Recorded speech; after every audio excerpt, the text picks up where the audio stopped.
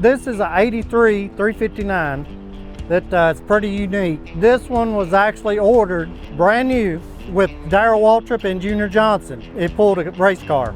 Ready? Yeah.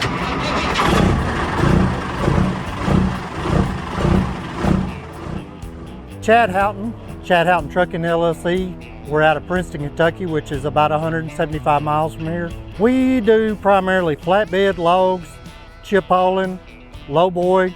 There's not much we don't tackle. We've been in the business since '88. You know, what drew me over here, of course, was the unique paint scheme on this truck. And, you know, looking around, obviously it's got a really cool story behind it. So could you kind of tell me, you know, what this truck is and how you came to own it? This one was actually ordered brand new with Darrell Waltrip and Junior Johnson. Put it in the race team in '83. The truck was originally white, and then they ended up painting it this color here, which I kept. That was the last team they run for, which I think was Lowe's. But the truck is kept mainly original. It's still got the AM/FM cassette player in it. Original interior. If it wasn't bought by Darrell and Junior and had all the documentation, I'd be throwing the chrome to it more than what it's got. They actually put all this on it when they ran it. So I haven't modified or changed much at all, besides doing a lot of cleaning and polishing and to that aspect. So, what kind of engine and transmission does it have in it?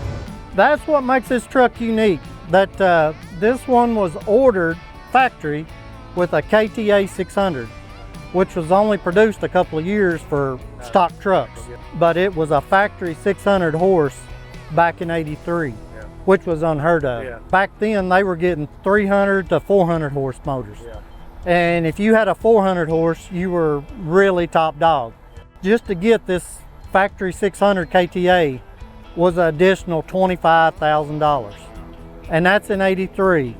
If you calculated that up today, it'd be over $100,000 just to get that motor. This truck actually listed back in '83 for $123 and some change, which was unreal. But in today's money, that'd be $440,000 for a new truck. Now, can you imagine going to Peterbilt and saying, I want a $440,000 truck? I'm sure they'd figure out a way. Yeah, probably would. Probably would.